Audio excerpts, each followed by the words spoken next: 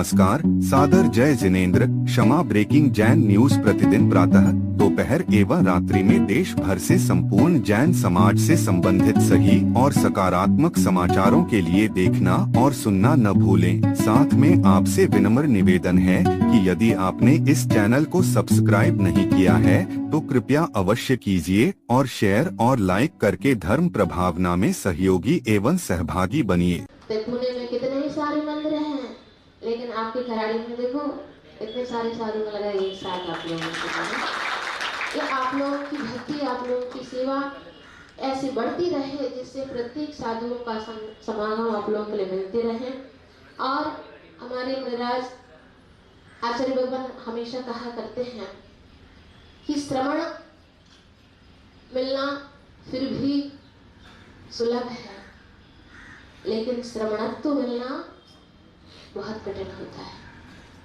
साधु मिलना सरल है, लेकिन साधुत्व मिलना कठिन होता है। तो ऐसे श्रवणत्व और साधुत्व सहित साधक के आज हम लोग के लिए दर्शन हुए हैं। जैसे कि महाराज जी तो पाठशाला आदि में भी बहुत रुचि रख करके बच्चों के लिए बहुत उत्साह प्रेरणा देते रहते हैं। और संगस्थ और निराग सागर जी महाराज जी भी पथरिया से वो पहले से परिचित हैं और उनका वैराग भाव देख करके महाराज आचार्य भगवान ने भी सही नाम रखा है कि निराग हैं, राग से रहित हैं। और इनके वैराग को देख करके इनके गृहस्थ अवस्था के पिताजी को वैराग हो गया जाकर, और उनके पिताजी ने गुरुदेव आचार्य भगवान अर्जुन सागर से दीक्षित आज भी वे बहुत साधनारत हैं। चारित्र शुद्धि के व्रत उनका भी चल रहा है। ऐसे दोनों ही एक ही परिवार के दो साधुगण ऐसे साधना में साधक बनकर के मोक्ष मार्ग पर अग्रसर होते जा रहे हैं। ऐसे साधु संतों का समागम, उनकी तपस्या देख करके हमारे अंदर भी ऐसी विशुद्धि बढ़े। हे भगवान, हम भी ऐसे मोक्ष मार्ग पर अग्रसर होते रहें, बढ़ते रहें। इसी मंगलमय भावनाओं के साथ अंत में हमारे गुरुदेव ने जो मुख माटी में कहा है कि संतों का समागम मिलने से क्या होता है, कहा है आचार्य भगवान ने, संत समागम की यही तो सार्थकता है कि संत समागम की यही तो सार्थकता है कि संसार का अंत दिखने लग जाता है। आया समझ में? सा अंत वीर होते हैं संत। तो लोग कहाँ पर हो? अभी तक संसार में। तुम्हारे लिए संसार का अंत दिखलाने वाले कौन होते हैं? यही होते हैं। अन्यथा हम भी ऐसे भटकते भटकते फिरते रहते। अगर आचार्य भगवान ना होते तो आज इतने सारे साधु संतों का दर्शन मिलना दुर्लभ हो जाता। पहले साधुओं का दर्शन नहीं मिलता था, एक आध शुल्लक जी मिल जाते थे तो तरस जाते थे। आज आचार्य भगवान की बहुत बड़ी देन है संत श्रोमणी भगवान का, कि उन्हीं के वजह से आज इतने सारे साधु संतों का अपने लिए दर्शन करने का सौभाग्य मिल रहा है। तो गुरु भगवान ने कहा है कि संत समागम की यही तो सार्थकता है कि संसार का अंत दिखने लग जाता है। सामने वाले अगर तुरंत संत संयत बने या ना बने, सामने वाले तुरंत संत संयत बने या ना बने, संतोषी अवश्य बनता है, संतोषी अवश्य बनता है। बोले महावीर भगवान की। आज आगरा के बाद अजीत सागर जी मुनिराज से पुनः मिलना हुआ। आगरा में मिलन हुआ था धुलियागंज में, जब शायद 2023 में हम विरागोदय पथरिया जा रहे थे, उस समय मिलन हुआ था। और 2023 के बाद पुनः अब 2026 में यहाँ पर पूना में, वो आगरा था, ये पूना है, वो उत्तर प्रदेश था, ये महाराष्ट्र है। साधुओं का मिलन ऐसे ही होता है। एक बार मिल गए ना, पता नहीं फिर कितने सालों के लिए गए। मिलना होगा नहीं होगा, कितने सालों में होंगे, कहाँ मिलेंगे, कहाँ जाएंगे, कुछ नहीं पता होता। तो बहुत सालों बाद मिलन हुआ। बड़ा ही बादशाह जैसा कि मुनिराज में है। 1999 में जब दीक्षा हो रही थी तो हमारे यहाँ के भी 6 मुनिराजों की दीक्षा मुनिराज के साथ हुई थी। हमारे यहाँ के 6 मुनिराज एक साथ बने थे। सिरान सागर, पूज्य सागर, विमल सागर, अनंत सागर, धर्म सागर, शांति सागर, 6 मुनिराज हमारे यहाँ के, हमारे नगर के एक साथ उसी बैच में दीक्षा हुई थी। जब 23 दीक्षा हुई थी, उस बैच की दीक्षा हुई थी और उसी साल हमारा निकलना हुआ था। हमारी दीक्षा को 4-5 साल लग गए। 5-6 साल बाद दीक्षा हुई हमारी। तो आज मिलन हुआ। हमारा आज आने का नहीं था, खराड़ी का हमारा कल आने का था, लेकिन जब खराड़ी वाले आए तो बोले नहीं, आज मुनिराज को आज शाम को बिहार करना है, तो सब एक साथ मिलन हो जाएगा, माता जी भी आएंगी, आप भी आएंगे, तो सबका मिलन एक साथ हो जाएगा तो अच्छा लगेगा। हमने कहा चलो ठीक है। तो ऐसा प्रोग्राम बना, तो आज यहाँ पर आना हुआ खराड़ी में। 2-3 दिन का प्रवास है। आराम से धर्म का लाभ आप भी लीजिएगा, हम भी प्रभु दर्शन का लाभ लेंगे।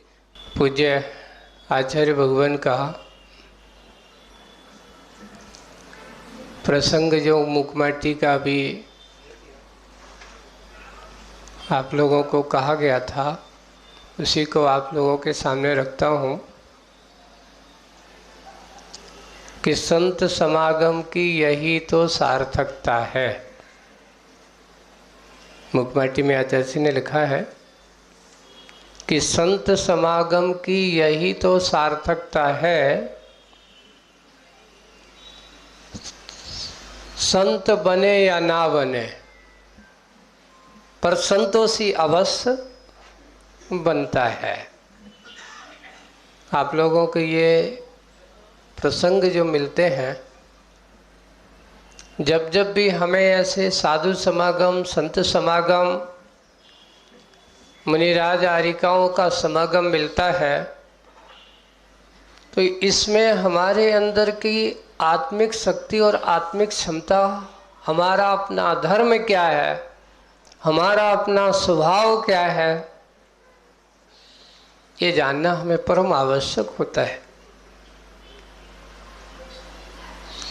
हमारे लिए बहुत सातिशय पुण्य कर्म का कल भी हमने कहा था कि आप दुर्लभताओं का चिंतन करो तो देखिए दुनिया में कितने सारे मनुष्य हैं। एक मिलेक्स खंड का मनुष्य, सबसे ज़्यादा संख्या अगर देखी जाए तो मिलेक्स खंड के मनुष्यों की संख्या सबसे ज़्यादा है। आर्यखंड कितना है? भरत क्षेत्र में एक ही है। अब उस आर्यखंड में भी बहुत सारे ऐसे जीव हैं जिनके अंदर भी धर्म की बात नहीं होती। धर्मात्माओं के बीच में रह कर के भी उनका धर्म का प्रभाव नहीं हो पाता। लेकिन जो संत संगति में एक बार बैठ कर के, संतों के समागम में बैठ कर के जो चरण सन्निधि मिल जाती है, वो सन्निधि है उसके जीवन की उद्धार का फल माना जाता है, आत्मकल्याण का फल माना जाता है। क्योंकि लिखा है कि एक घड़ी आदि में भी आज, और तुलसी संगति साधु की हरे कोटि। मात्र 1 घड़ी 24 मिनट की है, 24 में भी आधी, तो कितने हो गए? और आधी में भी आध, कितने मिनट? 6 मिनट में भी अगर तुम साधु संगति में बैठ जाते हो तो हरे कोटि अपराध, ऐसा सूत्र नीतिकारों का। एक क्षण का समागम भी अगर साधु सज्जनों का मिल जाता है तो उसका भाव सुधर जाता है। कि देखिए अपने यहाँ ऐसे कई मुनिराजों के उदाहरण मिलेंगे कि मात्र एक अज्ञानी गोपाल ने मुनिराज के दर्शन करके उनके लिए एक छोटा सा शास्त्र दान दे दिया, है ना। छोटा सा समागम मिला और उनको अपने घर पे एक जंगल में गाय चराते समय एक शास्त्र मिल गया। क्योंकि कहा कि जिनवाणी का रहस्य, जिनवाणी का पान करने वाले के लिए महिमा अचिंत होती है। तो वो शास्त्र उन्होंने उन मुनिराज के हाथ में दे दिया। देखिए वही छोटा सा समागम, छोटा सा दान कितना सातिशय पुण्य कर्म का बंध हुआ कि वह जाकर के आचार्य कुंद के रूप में हो गया। वह जीव एक दान, छोटा सा योगदान कुंद बना सकता है।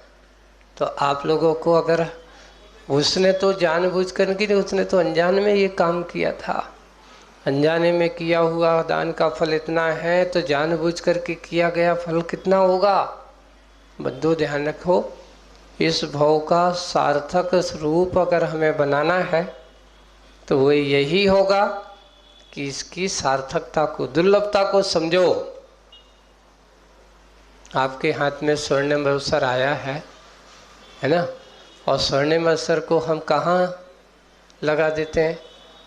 हो ये रहा है कीमती चीज़ों पर हम विषय भोगों के दलदल में जाकर के उसको पटक दे रहे हैं, तो उसकी चमक हमारे अंदर जो है उसको हम प्रकट नहीं कर पा रहे हैं। उसको प्रकट करना चाहिए। हम सब भी इतना ही ये अवसर ये हमारे लिए जो मिलता है ये बहुत कोई सामान्य बातें नहीं है। आज यहाँ जो आना जाना हुआ है, महाराज श्री का भी आना हुआ है। हम लोग जब आगरा में थे तो अचानक समाचार मिला कि महाराज, उस समय भी 4-5 महाराज लोग थे। तो उस समय आज जब जैसे ही देखा रही ये महाराज को, तो हमने आगरा में पहले समझ नहीं पा रहा था नाम से, पर जैसे ही देखा रही इनको तो अपन ने आगरा में मिले। उस समय भी अचानक महाराज श्री का सूचना मिली थी। शाम को उस दिन चतुर्दशी का दिन था और मुझे भी आज याद है कि महाराज लोगों का आगमन हुआ। मैं दोपहर में प्रतिक्रमण कर रहा था, बड़ा प्रतिक्रमण कर रहे थे, और करते करते महाराज लोगों को जब मिले तो मिल करके, और कल भी यहाँ पर आने वाला समय है। तो इस प्रकार का समागम है। आर्यिका संघ का आज पहली बार हमें लगा नहीं कि माता जी तमिलनाडु की है। आज इतनी अच्छी हिंदी बोल रही थी वो, तो मुझे ऐसा लगा कि लगती नहीं कि यहाँ की तमिलनाडु के लोगों को थोड़ा बहुत कछु न कछु असर आ ही जाता है। पर उन्होंने इतने अच्छे से बोला और हिंदी को बोलते हुए से ऐसा लग रहा है जैसे कोई बुंदेलखंड से ही आए हों, जबकि ये तमिलनाडु के हैं। माता जी का सुना है, दोनों माता जी तमिल तरफ की, तो वहाँ पर फिर भी इतना अच्छा, जो मूल भाषा तमिल होकर के भी अच्छी हिंदी बोल लेना बहुत बड़ी बात है। तो आचार्य श्री कहते थे कि मुझे जब शुरुआत में मैं संघ में आया था, जब मुझे कन्नड़ आती थी, क्योंकि जब मैं देशभूषण जी के साथ तो पूरा सब कन्नड़ से काम चलता, मराठी से काम चलता था। लेकिन जब आचार्य ज्ञान सागर जी महाराज के पास आया तो उस समय मुझे पता चला कि हिंदी भाषा कितनी कीमती है, कितनी कीमती है हिंदी भाषा का ज्ञान। और उस समय जब आचार्य जी ने सोचा, कितना पुरुषार्थ, कितनी मेहनत की है। सोचिए कि एक 20-22 साल का बालक पहली कक्षा में पढ़ने जैसी शिक्षा ले रहा है। आचार्य जी कहते मैंने स्लेट पे काखा गा लिख करके शिक्षा प्राप्त की थी, तब इतने हिंदी। और सोचो कि आज हिंदी भाषी लोग पीछे हो गए और एक कन्नड़ भाषी लोग कहाँ पहुँच गए, महाकवि बन जाता है, मूक माटी महाकाव्य का रचयिता बन जाता है। ये पुरुषार्थ हमारे जीवन का होना चाहिए। हमारे लिए भी ऐसे सहयोग पूज्य आचार्य भगवान का ऐसा संयोग बनता है, सबकी कृपा है पूज्य आचार्य भगवान का। अभी जैसे महाराज कह रहे थे, आचार्य श्री ने सही देखा जाए बुंदेलखंड में जब से आचार्य श्री आए हैं, कहीं पर भी रहे हों, जैसे महाराज कह रहे थे कि जब हमारी दीक्षा हो हमारे साथ में पूरे ललितपुर के 6 महाराज थे, ये भी ललितपुर के हैं महाराज हमारे। तो उस समय जब उनको देखा होगा, उनकी भावना बनी होगी, तो इनका भी भाव जगा होगा। तो आचार्य जी ने कहीं ना कहीं हर किसी न किसी के अंदर वैराग्य का बीज तो डाला ही है, वैराग्य के बीज का निमित्त कारण बना ही है। तो पूज्य आचार्य भगवान का एक बहुत अच्छा सहयोग हम सबको मिला, और पूज्य आचार्य श्री ने हम सब लोगों को जो दिया है उसके लिए हम कभी भूल नहीं सकते हैं। सब अपना अच्छा उनकी ही कृपा का फल है। आज यहाँ जो भी अगर देखा जाए खराड़ी में आचार्य श्री पूना नहीं आए, ये बात सत्य, पूना आचार्य श्री नहीं आए। लेकिन ऐसा कोई नहीं कह सकता कि आचार्य श्री पूना नहीं आए। क्यों?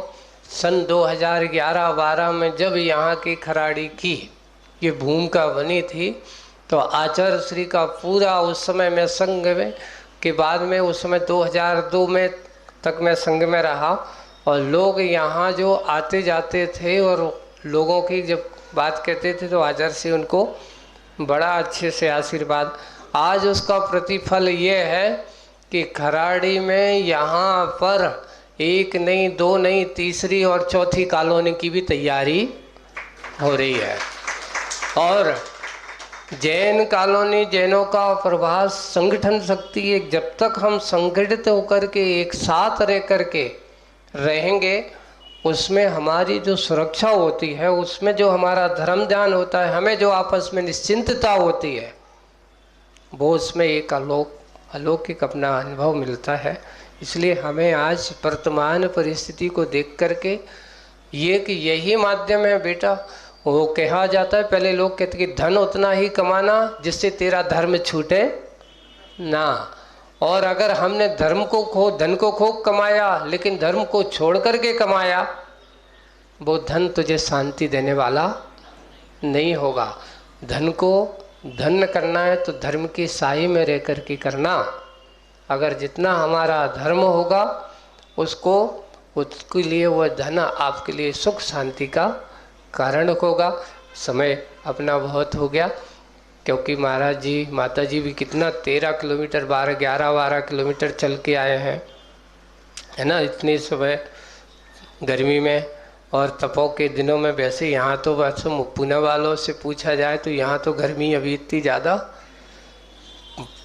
जाकर के बुंदेलखंड राजस्थान साइड में जाकर के पूछो उन लोगों के समाचार। महाराज यहाँ तो आग बरस रही है, 8 बजे से क्या हो जाता है 40 के आसपास टेम्परेचर पहुँच जाता है। फिर भी आप लोग हैं, अच्छा है वातावरण में आप लोगों के यहाँ रह रहे हैं। उस वातावरण में रह कर के भी हम ऐसे साधु समागम मिल रहा है, तो ये कहीं ना कहीं गुरुओं की ही कृपा का प्रतिफल है, जो आज पूना जैसे महानगरों में साधु समागम चतुर्वेद संघ जैसा दिखाई दे रहा है। ऐसे हमारे आर्जव सागर जी महाराज के कर कमलों से दीक्षित ये तीनों आरिकाएँ हैं, जिन्होंने अपने मार्ग को, महाराज जी तमिलनाडु में जाकर के बहुत समय दिया था उन्होंने, वहाँ कई चतुर्मास किए और वहाँ से निकाल करके एक नहीं, अभी जो रीवा में जो एक एक्सीडेंट हुआ ना, उस सम्मति माता जी वो भी तमिल की ही थी, है ना, और वो भी महाराज श्री से प्रेरित होकर के गुरु चरणों में पहुँची थी, उनकी दीक्षा हुई थी। तो ऐसे आरिकाओं का संयोग, ऐसे लोगों का हमें सब ऐसा संयोग बना हुआ है, सब लोगों के साधु समागम मिलता है। अब आने वाला समय है, क्या होगा, कैसे होगा, किस प्रकार का होगा। खराड़ी वालों की भावनाएं जैसी हैं, सभी लोगों को देखो, जब भी कोई साधु आता है तो हमारे लिए चातुर्मास का समय हो तो ऐसे समय पर मौका छोड़ना मत। अपना धर्म ध्यान करना हो तो 4 महीने अगर साधु समागम मिलता है तो उसका अवसर का मौका पुरुषार्थ करे, क्योंकि अब चूँकि कहावत है कि आषाढ़ का चूका किसान और ढाल का चूका बंदर। तो हम भी ये कहते धर्म ध्यानी जो होते हैं, धर्म ध्यान करने वाले, अगर आषाढ़ में चूक गए तो फिर साधु समागम मिलने वाला नहीं है। आप लोग भी अच्छे से आप अपने अर्थ नहीं परमार्थ की खेती करना चाहते हो, आत्म कल्याण करना चाहते हो, तो ऐसे ही समागम को जुटाने का पुरुषार्थ सतत करते रहें। सबके अंदर ऐसी भावना हो। इसी भावना के साथ बोलिए परम पूज्य आचार्य गुरुदेव श्री विद्यासागर जी महाराज की।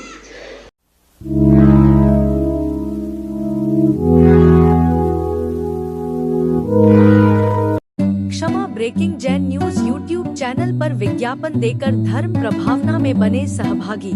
विज्ञापन देने हेतु संपर्क कीजिए मोबाइल नंबर 9026900740 एवं समाचार एवं वीडियो भेजने हेतु WhatsApp number 9335236222। Kshama breaking Jain news YouTube channel देखने के लिए आपको बहुत बहुत धन्यवाद। सादर प्रणाम, सादर जय जिनेंद्र।